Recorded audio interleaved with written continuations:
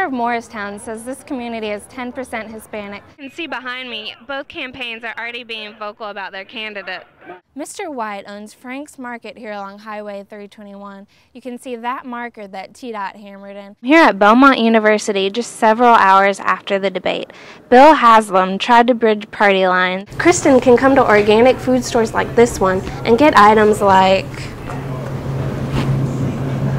this pizza. New laws and immigration popping up across the country. It's a hot issue in this upcoming election. If the budget cuts go through, instead of waiting for half an hour in a doctor's office, TennCare patients may have to wait for hours at the emergency room. Kristen Coggin can only eat gluten-free bread items. She recently found out she has a food intolerance to flour products. Bread was a big part of my daily diet. Like, I would eat it for breakfast, lunch, and dinner, and even snacks. But she says she had stomach problems for years. I'd gone to stomach doctors, and they just were like, oh, your colon needs to be retrained, like that's all it is. And then one day I went to another doctor, and she tested me for it. Kristen can come to organic food stores like this one and get items like this pizza, but her nutritionist says she must make sure it's gluten-free. Her nutritionist is UT sports dietitian Allison Maurer, who says food allergies can be caused by a variety of things. Some people are born with certain types of food allergies. Other people can develop them over time. And certain things that can cause it are traumatic events in life. Maurer says it's now easier for Coggin to find gluten-free food. 10 years ago, you would really have a very hard time finding the things that you needed in the grocery store. Most grocery stores now have a gluten-free section. This new trend has helped people like Coggin, who has to travel often with her team. For UT Today, this is Ellen Larson.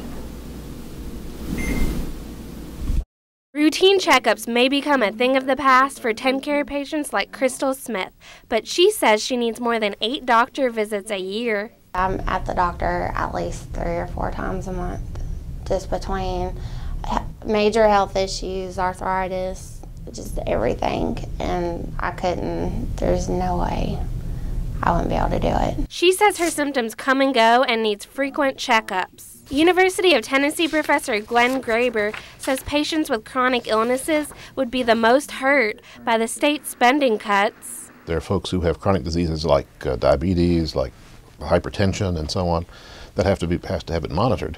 And if it gets out of kilter, they can get in real trouble. If the budget cuts go through, instead of waiting for half an hour in a doctor's office, TennCare patients may have to wait for hours at the emergency room. Even more people would rely on emergency rooms to get treated. Folks, instead of having regular visits where they might get taught about how to manage things or monitor their condition, that way they get some kind of crisis and then show up at the emergency room where there's a law that says you have to treat someone. But Smith says getting health care at emergency rooms is not even a given. She was refused once. I had pneumonia, and I was in there, and they told me it was not considered an emergency. And they told me to go home. For now, TennCare patients like Smith will have to wait to see what the final resolution will be. Reporting for UT Today, this is Ellen Larson. All one has to do is show up, but many of the people I talked to said they camped out the night before. To have a chance at being seen by doctors, they had to arrive at least 6 hours before doors opened. James Ashford is one of hundreds of people who came early to see a doctor. He has back pain from working for years in construction. Right now, I didn't need surgery, but if I didn't take it, easy for next month or so, then I'd hurt it worse, and then I would have to have surgery. UT Dr. Stockton told Ashford he has a herniated disc. If it wasn't for this place, I probably would have just continued on working and not went to the hospital. Dr. Stockton says he enjoys providing patients who deserve and need health care, but just can't get it. So much of our problem today is people simply can't get basic health care and preventive health care, everything from flu shots to just blood pressure checks. The patients don't know they have a problem because they aren't able to pay for doctor visits. Usually I have to just, deal with it, and when I can't deal with it, I have to go to the emergency room. But RAM gives Ashford the help he needs at no cost. Around 900 patients were taken care of at the Knoxville Clinic.